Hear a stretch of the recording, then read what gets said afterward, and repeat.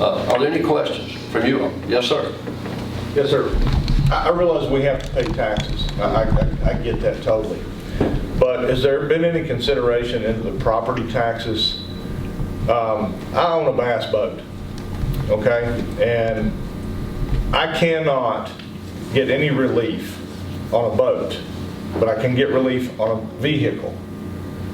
This past year, I paid more taxes on a bass boat that they say is worth $60,000. I've been blessed and I do have a newer boat. But I paid more taxes on that boat than a friend of mine who owns a $90,000 Chevy Tahoe.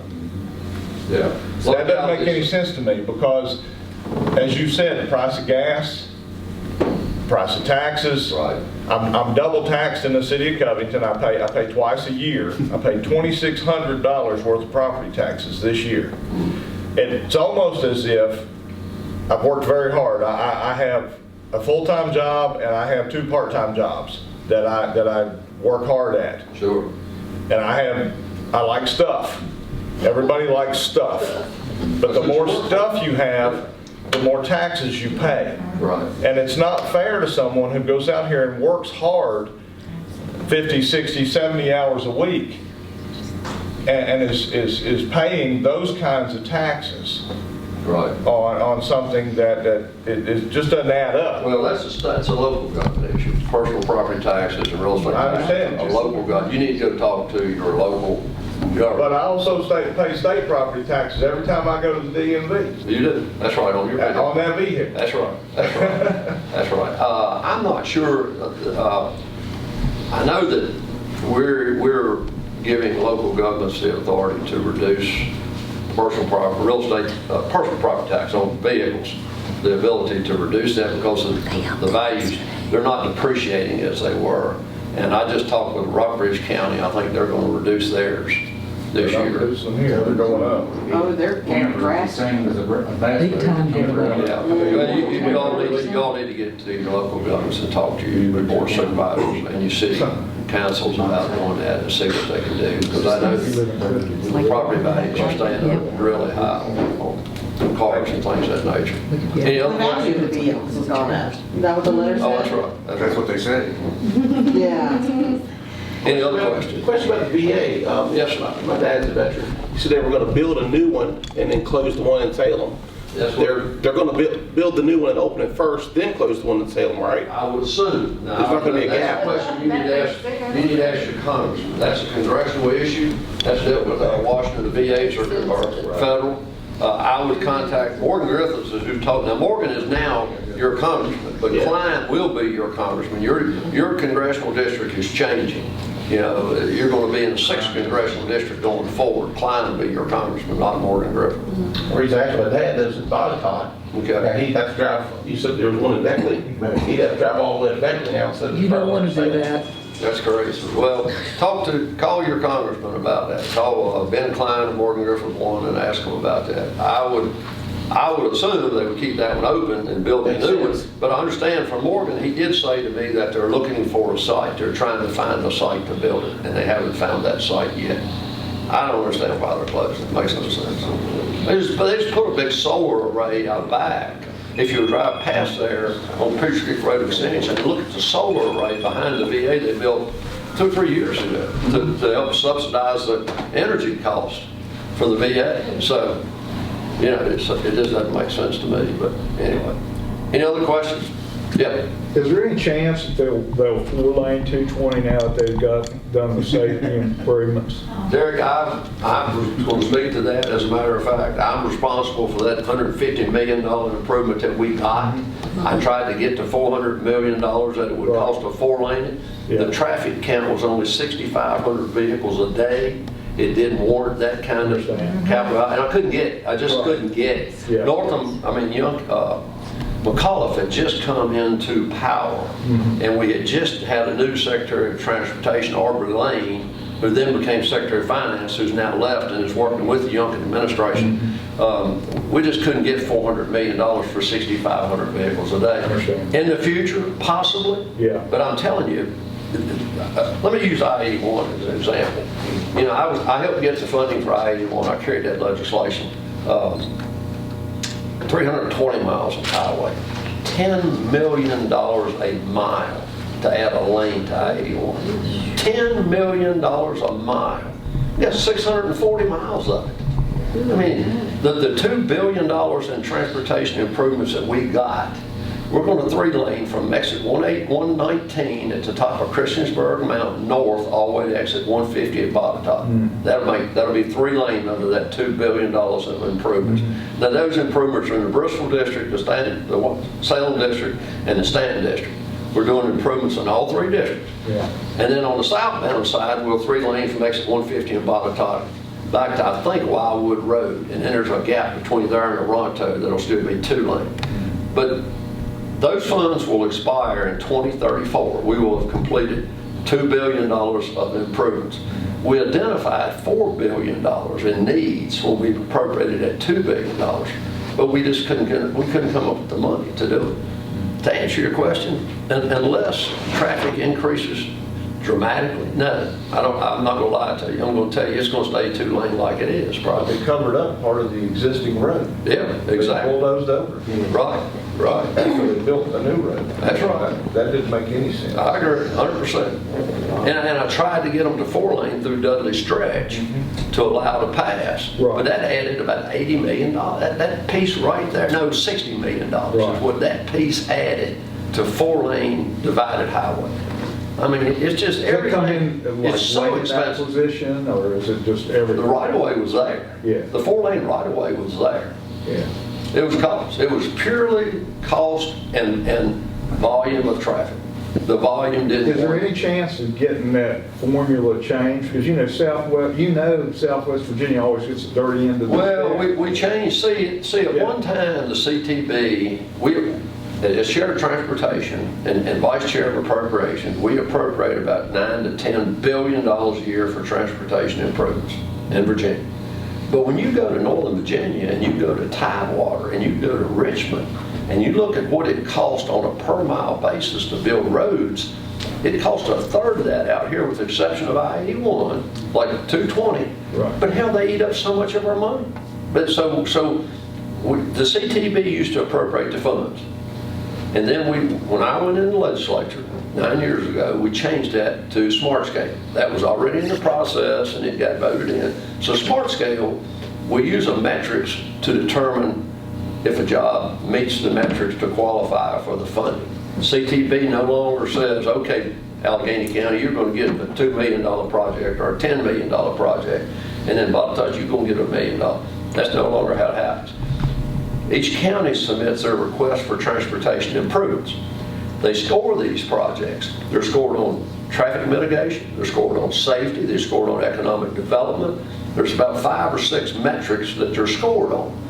And depending on how they're scored, that's whether or not the project gets approved. If it scores higher than all the rest of the projects in that area, and that's the Salem district, it gets approved. Here's the problem. Let me tell you the problem with that.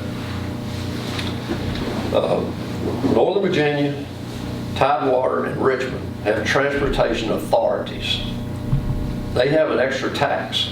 They tax the registration of a vehicle, and they add a fuel tax. I put the fuel tax, a 1.2% additional tax on I-81 was the only way I could get enough people to say they would vote for that bill. They said, Delegate Austin, you put the tax on it we have in Northern Virginia, Richmond, and Tidewater, we'll support the improvements to I-81.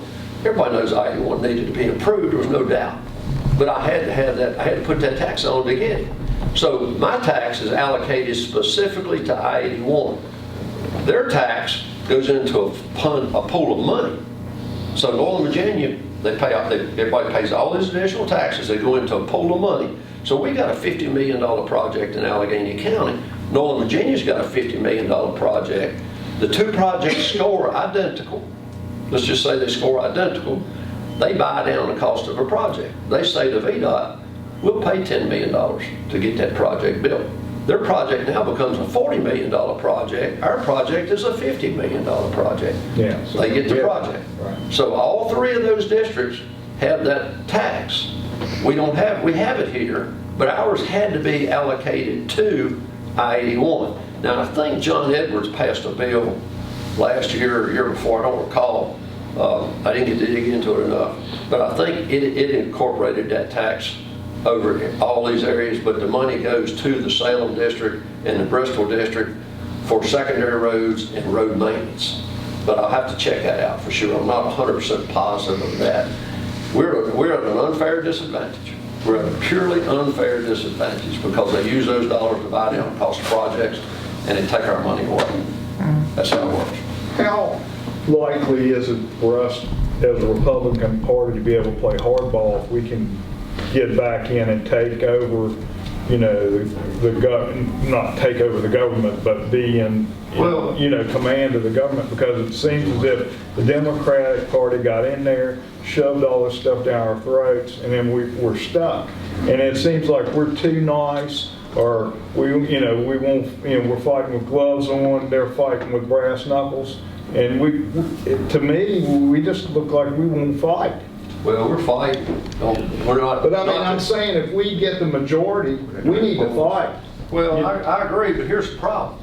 You're saying Republican versus Democrat. Yeah. What you need to understand is, it's not just Republican versus Democrat, it's a Republican majority in Virginia Beach, Tidewater, and Northern Virginia that take our money. Because if I propose to restructure Smart Scale, That's fair. you know what they say? We're not going to vote for that. Terry, we're not going to vote for that. So they keep it in their favor. Now, I will say this, through the Youngkin and Trump campaigns, we determined if we could raise a Republican vote by 5% in the 6th, 9th, and 5th congressional districts, we can outvote Northern Virginia. We can outvote Northern Virginia. Now, I serve on MEI, which is a mechanism, it's a selected few of us who serve on MEI, and we evaluate incentives for industries.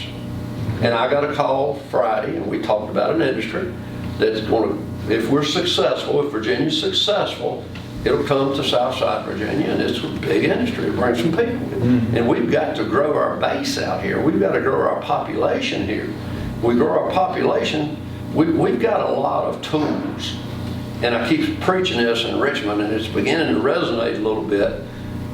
West of the Blue Ridge Mountains, the aquifer east of the Blue Ridge Mountain does not replenish itself. The aquifer west of the Blue Ridge Mountain replenishes itself, so we have a lot of water. We have a lot of land mass. We've got universities. We've got Virginia Tech, JMU, Radford, other colleges up down the corridor. We've got a lot of economic base. We've got an interstate system that runs north and south. We've got 77, which runs into Carolina. We've got a lot of tools, but we've got to have an administration that will promote Southwest Virginia to grow our population, to grow our base, and then we will no longer be outvoted by Northern Virginia. And until we can protect ourselves and control our destiny by having at least a competitive advantage, we don't even have it. We're at such a disadvantage right now. Northern Virginia, hell, we lost a House seat out here. We lost a House seat because our population is deteriorating. Theirs is increasing. They picked up a House seat in Northern Virginia. There's Fairfax County, Loudoun County, has 12 delegates in one county. Hell, I'm one delegate and I have 3 counties, or 4. So there's the difference, folks. There's the difference. Got 2 problems with that though, Terry. Yes, sir. We have such an unemployable workforce in Southwest Virginia. And partially because the Democrats have created that. People want to stay home. People don't want to work. There's more for-hire signs that I've ever seen in my 52 years of life. Unemployment is 3.2%. I get that, but it ain't 3.2% around here. I agree. Okay? So the next thing is in Southwest Virginia, and I know you're well aware of this, but our drug problem is tremendous compared to per capita in any region in this state. I would put Southwest Virginia at the top. Right. We have more problems with meth, heroin, and opioid addictions than we do anywhere in this state. That's the problem with bringing a new business in.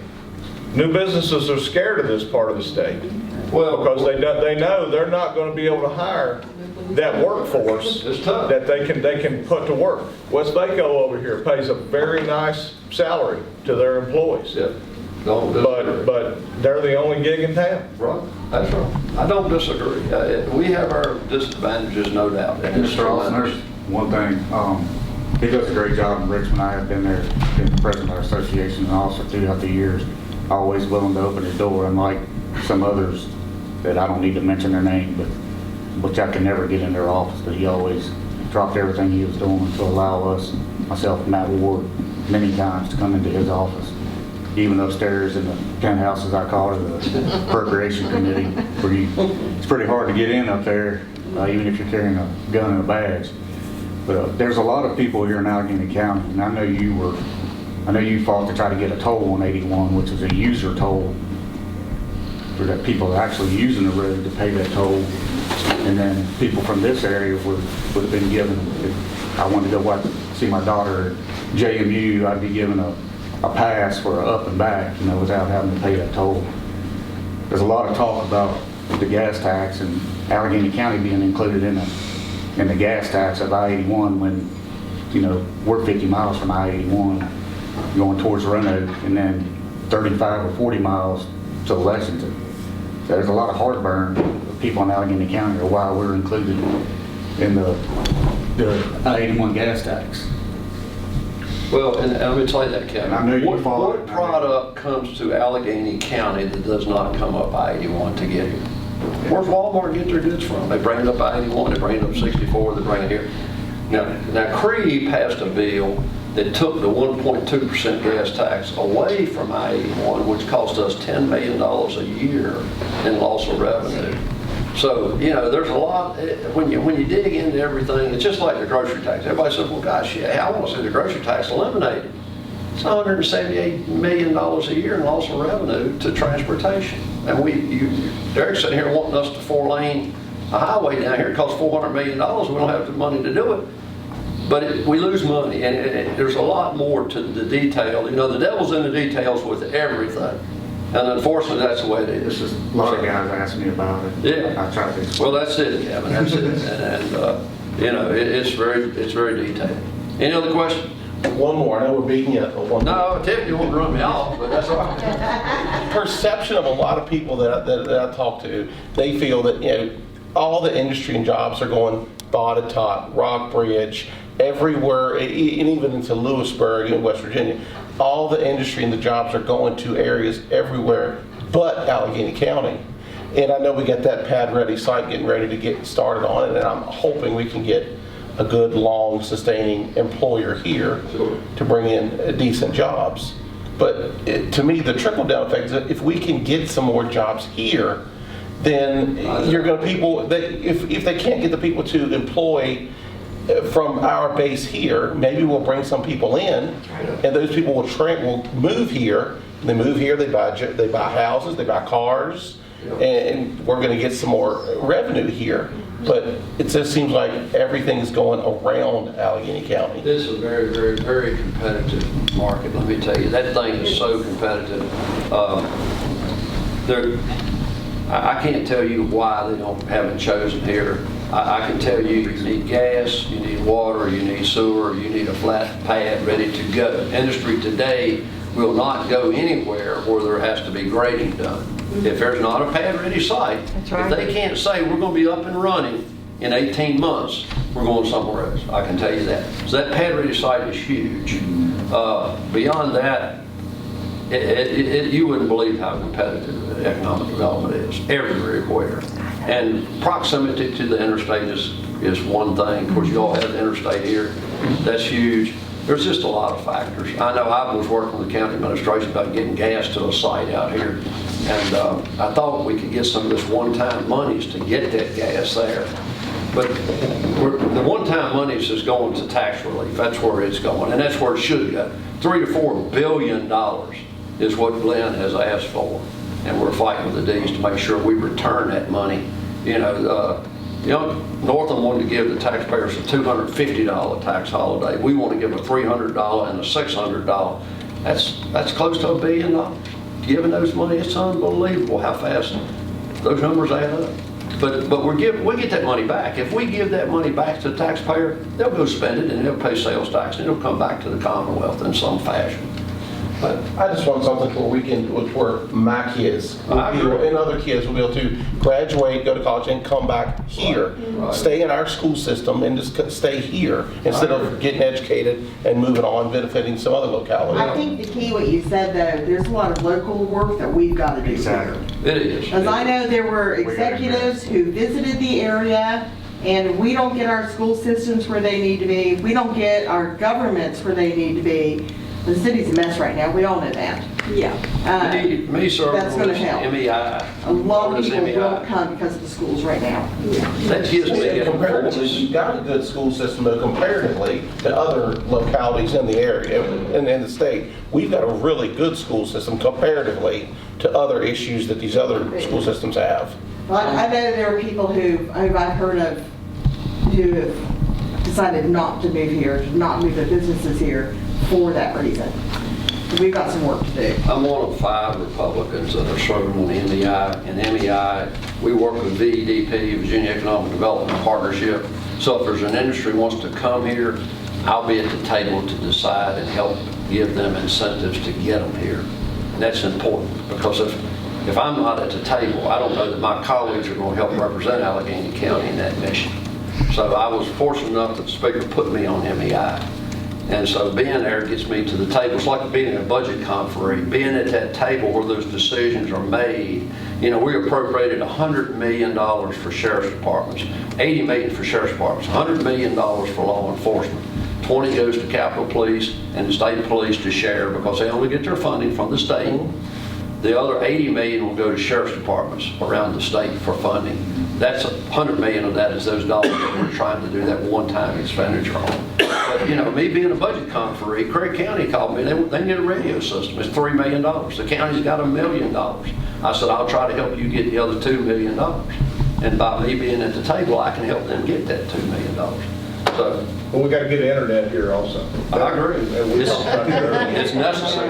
It's That's a necessary. huge thing for family or a business movement. Yep. I'll be happy to come back anytime and speak with you all at this assembly of meeting, and I'll be happy to come back.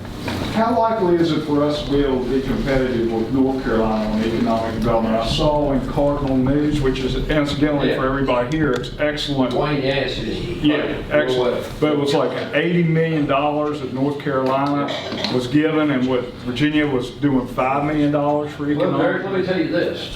What's called the Southern Connector, which will run from Route 220-58 over to the North Carolina border. You know, if you go down there now on 220, you get off and go to North Carolina, you get that windy, twisty. We're trying to improve that piece of road. $700 million to build that connection. That's necessary for us to get product from Virginia back into North Carolina. Yeah. But yeah, we can be competitive. North Carolina has an advantage on us because of the topography and the geography, the lay of the land. It costs us so much more to grade because of the rock. Right. They've got flat, sandy, loamy soil. We don't. They save money right there. Right. But they're aggressive. I'm telling you, they are aggressive. But this industry that we're talking to today, the proposal we did yesterday, is huge. It's huge. When you read about it, you're not going to believe it. But if we can land that, that's a South Side endeavor that'll help tremendously. So, Yeah, that supersonic airplane that they're going to build down in Greensboro, it's unbelievable. That's right. Zoom, is that the Yep, name? that's it. Oh, but Were we in the bidding on, were we in the war on that? I don't know. I just went on MEI just 30 days ago. Speaker put me, I wasn't on previously. Previously, we only had 2 Republicans there, all Democrats. It's proportional also. So, yeah. Thank you, Tiffany. I apologize for taking so much of your time. Well, no, it just gave me a really good idea, so, sorry. A good idea. Yeah, It's not going to get me in trouble, is it? Maybe, maybe. Okay. No, I feel like we probably need to have you back for more of That'd be fine. a sit-down sort of thing, If you want to so have we a can group just. meeting and talk about things, we'll do that. So, yeah, you did. You Probably got yourself after in trouble. session and right before I go into session is a good time. Okay.